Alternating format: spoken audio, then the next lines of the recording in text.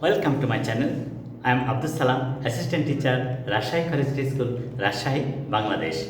My dear viewers, we are going to discuss the basic rules of identifying verbs in a sentence. Look at it, please. How to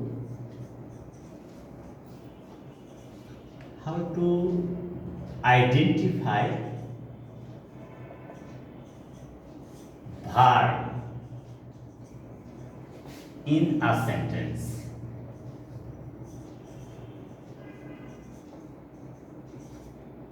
আচ্ছা, আমরা তো sentence তৈরি করি।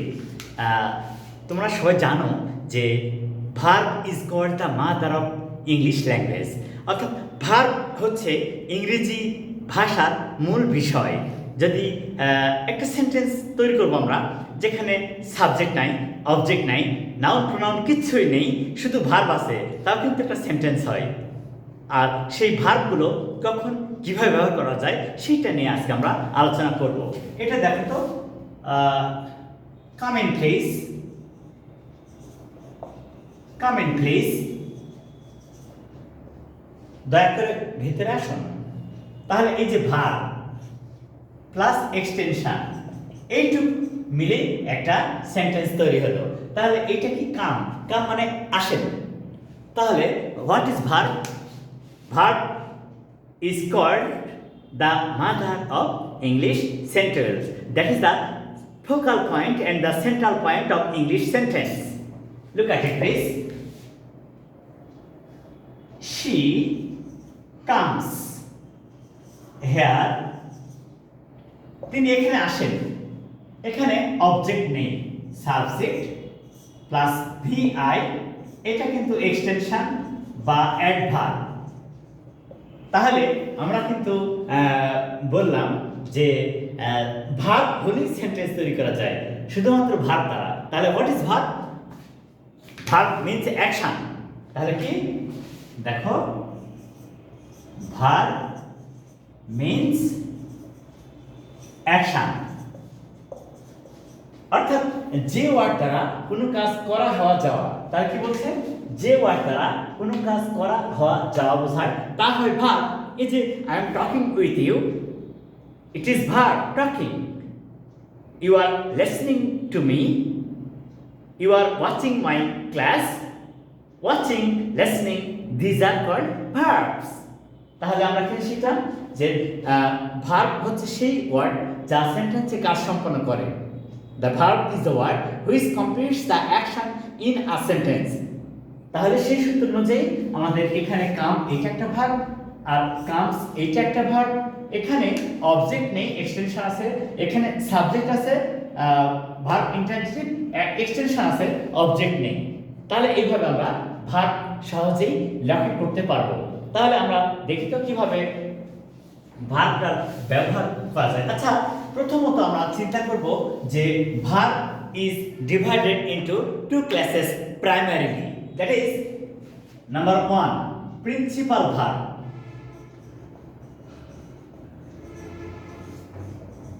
Principal verb যেমন Hasan is reading a novel. আচ্ছা, এই সেন্টেন্সটা যদি আমরা ফলো করি, তাহলে হাসান এটা নাউন এবং সাবজেক্ট, ইজ এটা হচ্ছে অক্সিলারি ভার্ব, রিডিং পড়তেছে এটা হচ্ছে প্রিন্সিপাল ভার্ব, কি পড়তেছে আ নভেল এটা হচ্ছে অবজেক্ট। তাহলে আমরা কিন্তু সহজেই বুঝতে পারছি যে এই সেন্টেন্সে দুইটা ভার্ব আছে, একটা প্রিন্সিপাল ভার্ব, একটা হচ্ছে অক্সিলারি ভার্ব। আচ্ছা, তোমরা তো জানো যে অক্সিলারি ভার্ব কখন ব্যবহার হয়? যখন টেন্স চেঞ্জ করা হয়। মনে করো যে এই সেন্টেন্সটা দেখো তো, হি রিডস আ নভেল, সে একটা উপন্যাস পড়ে। এই যে রিডস এটা হচ্ছে ভার্ব, এটা সাবজেক্ট, কি পড়ে? উপন্যাস, এটা হচ্ছে অবজেক্ট। আর এইটা প্রেজেন্ট ইনডিফিনিট টেন্স। তাহলে তোমরা জানো যে প্রেজেন্ট ইনডিফিনিট টেন্সে কোনো অক্সিলারি ভার্ব থাকে না, সেই ক্ষেত্রে শুধু একটাই ভার্ব থাকে এবং তার বেস ফর্ম থাকে। আর subject third person singular number present tense হলে ভার্বের সাথে এস ইএস যুক্ত হয়, এস বা ইএস যুক্ত হয়। তাহলে এটা আমাদের একটাই ভার্ব আছে এবং সেটা সিম্পল প্রেজেন্ট টেন্স। কিন্তু এই সেন্টেন্সটাকে যখন আমরা প্রেজেন্ট কন্টিনিউয়াস টেন্স তৈরি করব, তোমরা তো জানো যে কোনো কন্টিনিউয়াস টেন্স মানে ভার্ব প্লাস আইএনজি। এই যে ভার্ব প্লাস আইএনজি, যে কোনো কন্টিনিউয়াস টেন্স হলে সেটা হবে verb plus ING. Present continuous tense am is are, past continuous tense was were. তাহলে এই যে আচ্ছা, আমরা যখন বাংলা বলি তখন কি বলি হাসান হয় একটি উপন্যাস পড়তেছে, হাসান হয় একটি উপন্যাস পড়তেছে, তা কিন্তু কখনো বলি না। আমরা কি বলি হাসান একটি উপন্যাস পড়তেছে। তার মানে এটা কন্টিনিউয়াস টেন্স হচ্ছে কিন্তু ইজ ভার্বের কোনো অর্থ নেই। তাই ইজ এই ভার্বটা এই রিডিং ভার্বটাকে হেল্প করছে কিন্তু নিজে কোনো অর্থ প্রকাশ করতে পারছে না। তাই এই ইজটা হচ্ছে হেল্পিং ভার্ব বা অক্সিলারি ভার্ব আর রিডিং হচ্ছে প্রিন্সিপাল ভার্ব। তাহলে আমরা আরেকটা উদাহরণ দিয়ে ব্যাপারটা কারো সহজ করে তুলে ধরলে কেমন হয় সেটা দেখি। সেটা হলো যে number 2 auxiliary verb. Auxiliary verb যেমন দে আর সুইমিং,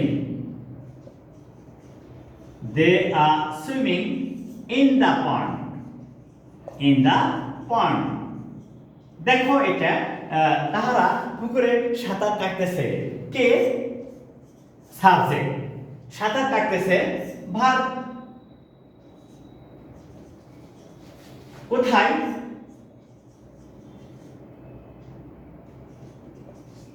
এটা হচ্ছে এক্সটেনশন, কোথায় এটা হচ্ছে এক্সটেনশন বা অ্যাডভার্বিয়াল ফ্রেজ বলা যায়। তাহলে তারা পুকুরে সাঁতার কাটতেছে, এর কিন্তু অর্থই নেই, কিন্তু এই প্রেজেন্ট কন্টিনিউয়াস টেন্সকে গঠন করার জন্য এ সেন্টেন্সে ব্যবহার হলো। তাই এটা হচ্ছে অক্সিলারি ভার্ব বা হেল্পিং ভার্ব। তাই আমরা একে বলবো অক্সিলারি ভার্ব বা হেল্পিং ভার্ব। তাহলে সহজেই আমরা এই সেন্টেন্সটা চমৎকার করে লিখতে পারছি। সেটা কি যে সেন্টেন্সে যে ভার্ব নিজে অর্থ সম্পন্ন করতে পারে, অর্থ সম্পন্ন করার জন্য অন্য কোনো ভার্বের প্রয়োজন হয় না, তাকে প্রিন্সিপাল ভার্ব বলবো। আর অক্সিলারি ভার্ব যে ভার্ব প্রিন্সিপাল ভার্বকে হেল্প করছে অর্থ প্রকাশ করার জন্য, সেন্টেন্স গঠন করার জন্য, কিন্তু নিজে কোনো অর্থ প্রকাশ করতে পারছে না, তাকে বলছি আমরা অক্সিলারি ভার্ব। তাহলে we have completed the discussion of principal verb and auxiliary verb. Now we are going to the next step, that is finite and non-finite verb. Finite and non-finite verb. আসলে ভার্বের ব্যাপারটা খুবই important এবং শেখাটাও অনেক দরকার, যা শিখলে আমরা সঠিকভাবে সেন্টেন্স লিখতে পারবো এবং ভার্বকে আইডেন্টিফাই করতে পারবো, ভার্বটাকে সঠিকভাবে ব্যবহার করতে পারবো। তাহলে এবার দেখা যাক ভার্বকে আবার দুই ভাগে ভাগ করা যায়। সেটা কি হচ্ছে এক number finite verb. Finite verb এক নাম্বার কি বলছে, এক নাম্বার বলছে ফাইনাইট ভার্ব। আচ্ছা, what do you mean by finish? What do you mean by finish? Finish means complete, done. তাহলে যে ভার্ব সেন্টেন্সে কাজ সম্পন্ন করে এবং সেন্টেন্সের সাবজেক্টের নাম্বার, পারসন এবং টেন্স অনুযায়ী চেঞ্জ হতে পারে, তাকে ফাইনাইট ভার্ব বলে। যেমন দেখো, he reads a poem, he is reading a poem, they read poems, I shall read a poem। আচ্ছা, একদম সহজ। কি সেটা যে ফাইনাইট ভার্ব মানে যে ভার্বটা সেন্টেন্সে কাজ সম্পন্ন করছে তাকে ফাইনাইট ভার্ব বলছি। আর আরো সহজে বললে কি হয় যে ফাইনাইট ভার্বটা সেন্টেন্সের সাবজেক্টের নাম্বার, পারসন এবং টেন্স অনুযায়ী চেঞ্জ হতে পারে। যেমন subject third person he reads, এটা present continuous reading, auxiliary verb is, they plural তাই ভার্বের বেস ফর্ম, এখানে এস এস লাগলো না, আই শ্যাল রিড। এখানে বলছে ফিউচার ইনডিফিনিট টেন্স, তাহলে ফিউচার ইনডিফিনিট টেন্সকে প্রকাশ করার জন্য সাবজেক্ট এর পরে শ্যাল বা উইল ব্যবহার করে ভার্বের বেস ফর্ম, সাবজেক্টের পরে শ্যাল বা উইল ব্যবহার করে ভার্বের বেস ফর্ম। তাহলে আমরা শিখে ফেললাম যে ফাইনাইট ভার্ব কি। ফাইনাইট ভার্বটা কি?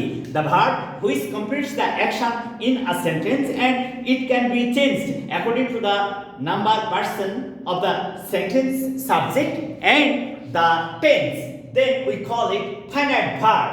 এবারে আমরা চলে যাব নন ফাইনাইট ভার্ব কি। আমরা এখন যেটা নিয়ে কথা বলবো সেটা হচ্ছে নন ফাইনাইট ভার্ব।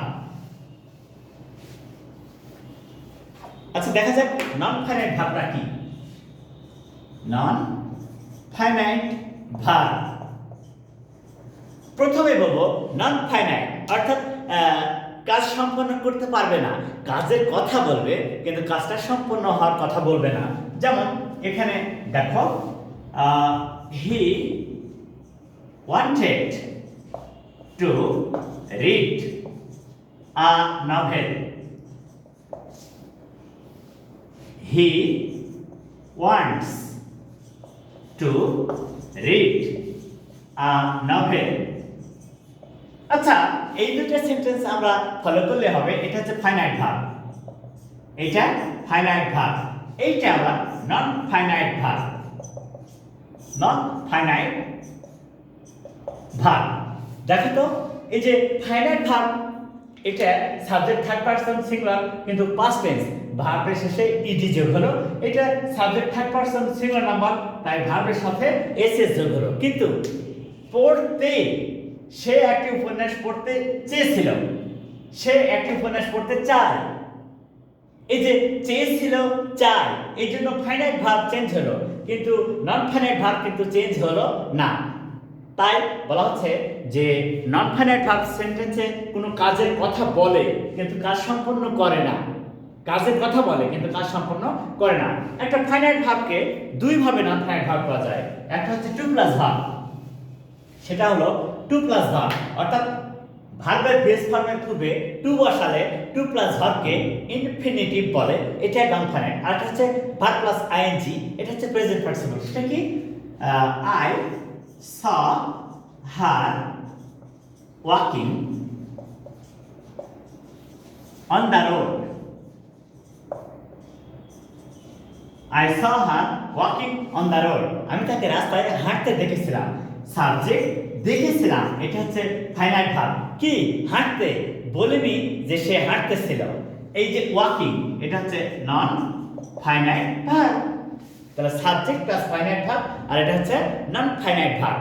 তাহলে ভার্বের বেস ফর্মের সাথে আইএনজি যুক্ত হয়ে যদি তা গতিশীল অবস্থা প্রকাশ করে তখন তাকে আমরা বলবো প্রেজেন্ট পার্টিসিপল। তাহলে প্রেজেন্ট পার্টিসিপল এবং ইনফিনিটিভ এরা হচ্ছে non finite verb. So my dear viewers, now you can easily understand what is verb and what is the function of verb in a sentence. So please like my channel, share it to your friends and subscribe and tell them to subscribe. Assalamu alaikum.